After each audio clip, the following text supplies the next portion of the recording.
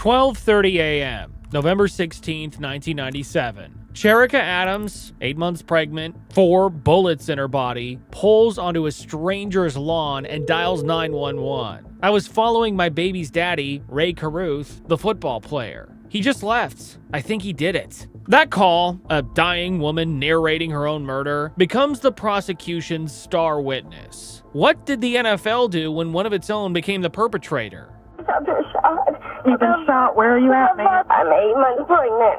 I was my baby's daddy, Rae Carruth, the football player. He was in the car in front of me and he slowed down and put my foot up beside me and did this. Before November 16th, Rae Carruth was exactly the kind of story the NFL tells itself about. He was born in Sacramento and raised by his mother after his parents split when he was still a toddler. He made it to Valley High School, then 4 years at the University of Colorado, where he caught 135 passes for 2,540 yards, graduated with a double major in English and education, and earned first-team All-American honors in 1996. In 1997, the Carolina Panthers took him 27th overall and handed him a 4-year, $3.7 million deal with a $1.3 million signing bonus. His rookie season backed it all up. 14 starts, 44 catches, 545 yards, and 4 touchdowns. All rookie team.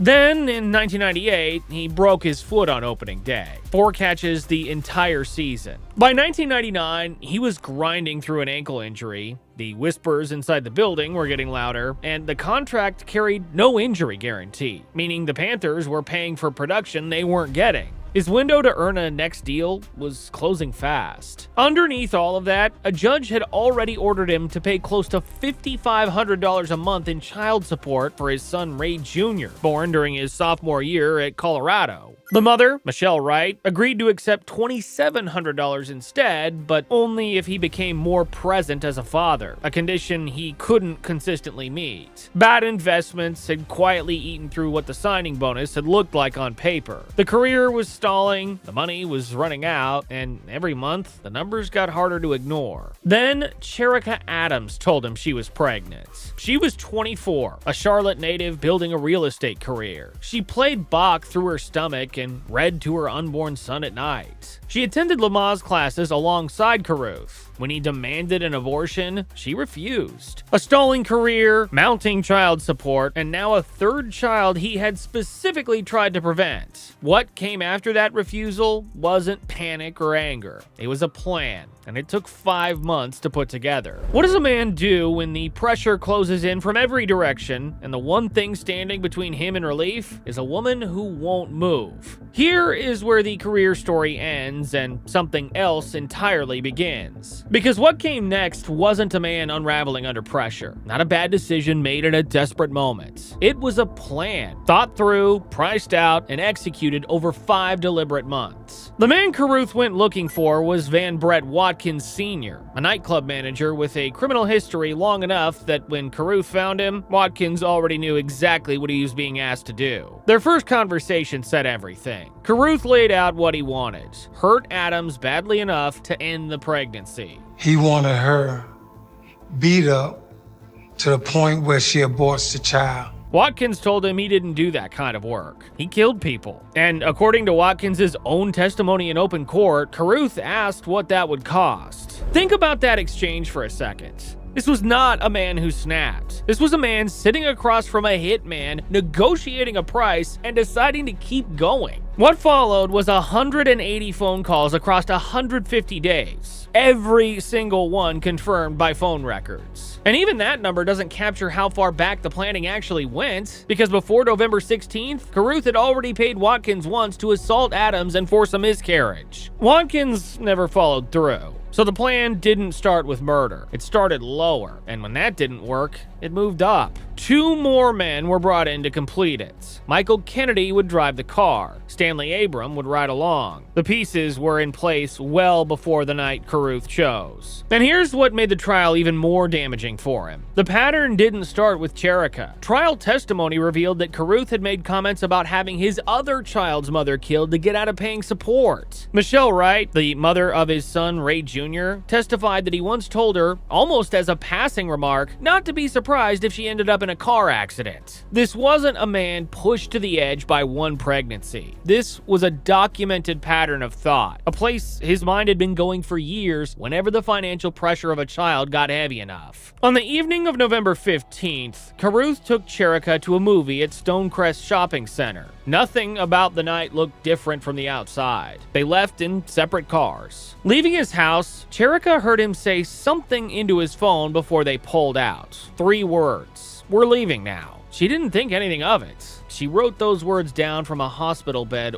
weeks later. On Rae Road in South Charlotte, Carruth's white Ford Expedition slowed to a stop in front of her black BMW and held her there. Kennedy pulled the rented Nissan Maxima alongside her car. Watkins fired. 4 shots from a .357 revolver, 4 wounds. Once in the neck, 3 times in the back. Carruth drove away without stopping, without calling anyone. Cherica steered her car onto a private lawn and picked up the phone Carruth had given her. She called 911 and stayed on that line for over 12 minutes, bleeding, describing what had just happened, naming the man who had arranged it, until the ambulance arrived. At Carolina's Medical Center, doctors delivered her son by emergency C-section 10 weeks premature, under 4 pounds, 70 minutes after oxygen had been cut off. 70 minutes. Carruth went to police and posted $3 million bail with one condition attached to it. If Adams or the infant died, he would surrender himself. He agreed to those terms. And then he walked out of Central Prison on December 6th, a free man.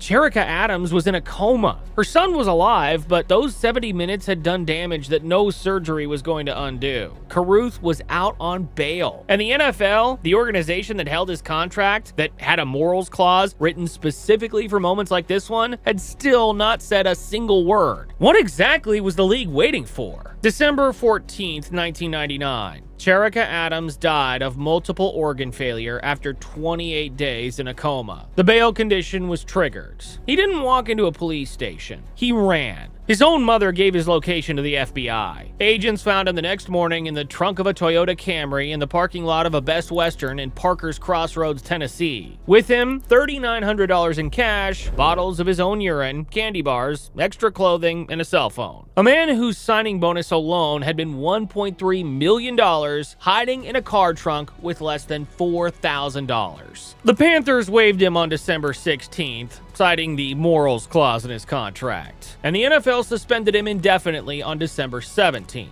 The league moved quickly, but only after a murder. And this is the part that doesn't sit right, because that morals clause existed before the shooting. It was sitting in Carruth's contract when he was arrested on November 25th. It was still there, untouched, when he posted bail and walked out of Central Prison on December 6th. For every single one of the 28 days Cherica lay in a coma with 4 bullet wounds, neither the Panthers nor the NFL moved once. The waiver came 2 days after she died. The suspension came 1 day after he was pulled from the trunk. The trial ran from October 2000 through January 2001 and was nationally televised. Court TV broadcasts followed almost every minute of it, and Carruth's own teammates followed it daily on television in their break room at the station. Watkins had taken a plea deal and testified for the prosecution. Here's the part that no one expected. Michael Kennedy, who had no deal at all, took the stand anyway, becoming the first defendant in Mecklenburg County history to testify without one. Both confirmed the same thing. Carruth was the architect of everything that happened on Rae Road. The defense pushed back with a different story, that this was a drug deal gone wrong, that Watkins acted alone in a moment of rage. Carruth never took the stand to back any of it up himself. I was not there. I didn't see the shooting. I didn't hear any shots. I can't testify to anything that happened to Cherica on Rae Road. And then the prosecution played the 911 recording. Cherica Adams dying, narrating her own shooting in real time, naming the man who arranged it, staying on that line for over 12 minutes, until help arrived. Prosecutors called it the most powerful piece of evidence in the entire case. A victim testifying from beyond her own coma. The jury came back with 3 guilty verdicts: conspiracy to commit murder, shooting into an occupied vehicle, and using an instrument to destroy an unborn child. Not guilty on first-degree murder, because the jury found reasonable doubt on whether Carruth had intended Adams herself to die, as opposed to only wanting the pregnancy ended. His sentence ran from 18 years and 11 months to 24 years and 4 months. Watkins received a minimum of 40 years and 8 months and died at Scotland Correctional Institution on December 3rd, 2023 at 63 years old. The league had the clause, it had the power, and it had 28 days to use both while she was still alive. It didn't wait for a bail hearing. It waited for a death. The NFL had a mechanism to remove a player for moral violations before any of this reached a courtroom. It didn't use it while Cherika Adams was alive and in a coma. The question was never whether Rae Carruth was guilty. A jury answered that in January 2001. The question is what the institution decided to protect and when. In 2003, Judge Yvonne Mims Evans awarded Sandra Adams, Cherika's mother, $5.8 million in civil damages against Carruth and his co-conspirators. With 3 of the 4 men sitting in prison, the realistic odds of collecting were slim. Sandra said what needed saying and kept moving. They took my daughter's life. It's only fair they have a monetary punishment as well as time in prison. She had been raising Chancellor Lee since the night he was born, and she kept going. Chancellor was born with cerebral palsy and permanent brain damage from 70 minutes without oxygen. Doctors told Sandra he would most likely never leave a wheelchair. At 10 years old, he took 100 steps on his own. At 16, he walked independently. In 2021, he graduated from high school. He is now the same age his mother was when she died. Sandra has spent years visiting prisons, sitting across from convicted murderers, and speaking to them about forgiveness. Her position has never shifted. You can't hold on to past hurt and regret and unforgiveness. You have to let it go. Only love promotes peace. She and Chancellor called Cherika Mommy Angel. Carruth walked out of Sampson Correctional Institution on October 22, 2018, after 18 years. Before his release, he sent a 15-page handwritten letter to a Charlotte television station, part apology, part announcement that he planned to seek custody of his then 18-year-old son. And I do get to talk to Chancellor. I'll sit him down and I'll tell him what happened. Not what the media believes happened. Sandra's answer was immediate and final. Chancellor would never be raised by someone who had arranged to have him killed before he was born. Carruth backed down. In 2019, he sent Chancellor several $1,000s through the Mecklenburg County court system, with no note or return address. Sandra acknowledged it. To me, it spoke volumes. She has never said she will stop him from one day meeting his son. Carruth has never admitted to conspiring to murder Cherika Adams. He still maintains the drug deal narrative. He has not been allowed into Chancellor's life. We opened on a 911 call made by a dying woman who named the man who arranged her death. She couldn't save herself, but she saved her son and the prosecution's case. The NFL's morals clause existed before November 1999. It activated the day after she died, and that is the institution's own answer, written in its own timeline. Cherika Adams never got to see what Chancellor became, but she made sure he got the chance. When she died, she looked like she did when she was born, and it was such a surreal moment for me.